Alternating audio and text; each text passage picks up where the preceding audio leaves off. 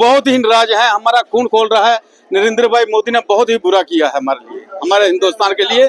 कभी 2 दिन और रुक जाता तो जैसे हमने टाइगर हिल को कब्जा किया था और ऐसे हम पीओके के भी हम कब्जा कर लेते। इतना हमको कॉन्फिडेंस था हमारी फौज के ऊपर। मैडम, मेरा नाम जनकराज है, मैं जनकराज फौजी एक्स सर्विसमैन फ्रॉम आर्मी। मैंने 1971 की लड़ाई भी लड़ी और ये ओपी विजय जो करगिल की लड़ाई थी, और उस समय मैं करगिल में था। और इंदिरा गांधी ने 1971 में एक नारा पैदा किया था हिंदुस्तान के लिए, मजबूत फौज और तैयार जनता। और उस वक्त फौज भी मजबूत थी और जनता भी तैयार थी। और इतना जोर शोर से हमने मतलब किया प्रोटेस्ट। अब गजनसू से हम फुकलियान तक पाकिस्तान भी क्रॉस कर गए। और जो ओपी विजय अभी जो करगिल में हुई, उस समय मैं बिल्कुल करगिल में था और 3 दिन तक हमने फायरिंग नहीं किया। पाकिस्तान का फायरिंग आता था लेकिन हमने फायरिंग नहीं किया, क्योंकि उस समय हमारा एक ही लक्ष्य था, अम्युनिशन 3 दिन तक इकट्ठा करना। और 3 दिन तक अम्युनिशन इकट्ठा करने लगे। और जब साहब हमने अटैक किया और 1 घंटे में हमने टाइगर हिल पर कब्जा कर लिया। और ये तो अभी हमारे लिए बहुत शर्मनाक बात है। हम बिल्कुल तैयार, फौज भी तैयार थी और जनता भी तैयार थी।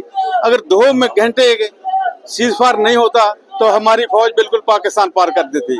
हमें बहुत दुख हुआ जिस दिन सीज फायर हुआ। तो हमारे को तो उस समय खाना खाने का भी दिल नहीं कर रहा था कि ये नरेंद्र भाई मोदी ने क्या कर दिया। ये 56 इंच का सीना वो पटना में जाकर के, बिहार में जाकर के बता रहा है कि मैं अंदर जाकर घुस घुस के मारूंगा। और इधर आकर के चड़गाली आकर गजनसू बॉर्डर में आकर के बात करे कि कैसे मतलब घुस घुस के मारा जाता है। उससे अच्छा तो हमारी जो बहन है गजनसू चड़गाली बॉर्डर में बहनें हैं, उन्होंने मोर्चा संभाल के रखा। मोर्चों के अंदर बैठ के बाइट दे रही थी पत्रकारों को कि अभी पाकिस्तान कभी हमारे सामने आ जाए तो थोड़ा सा भी हमको डील हो जाए, हम पाकिस्तान के पार चली जाएंगी।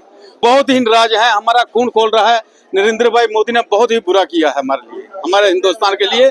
कभी 2 दिन और रुक जाता तो जैसे हमने टाइगर हिल को कब्जा किया था और ऐसे हम पीओके के भी हम कब्जा कर लेते। इतना हमको कॉन्फिडेंस था हमारी फौज के ऊपर।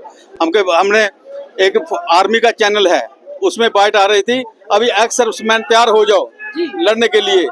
हमने मैम अपने फौजी कोड निकाल लिए कि हमें खुशी हुई कि आज हमें और मौका मिल गया। तो हमको बहुत दुख है कि वो हमारा अरमान मोदी साहब ने बिल्कुल मिट्टी में मिला दिया। तो अगर थोड़ा भी टाइम होता तो हम ये गजनसू बॉर्डर बिल्कुल क्रॉस करके, हमारे जो बहनें भी थी गजनसू की और इतने सुंदर तरीके से साथ चल रही थी तो किसी से डर भी नहीं रही थी। और बहुत ही मतलब दुख की बात है, निराश हैं। अभी हमको कुछ बोलने का मन भी नहीं कर रहा है, इतना हम उदास हैं। फर्क तो कुछ नहीं है, फर्क तो ये तो 1-2 दिन ही हुई। वो तो हमने 15-16 दिन तक एक्सरसाइज किया, मतलब लड़ाई की। और उस समय मैं लेह में था। फिर मेरे को लड़ाई करने जिस दिन टाइगर हिल पर कब्जे करने के लिए जाना था, मैं करगिल में आ गया, मेरे को करगिल भेजा गया।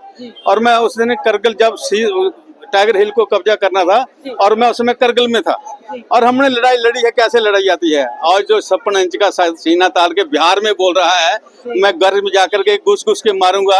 अरे मेरे भाई नरेंद्र भाई मोदी, कभी इधर गजनसू बॉर्डर में आकर के देख।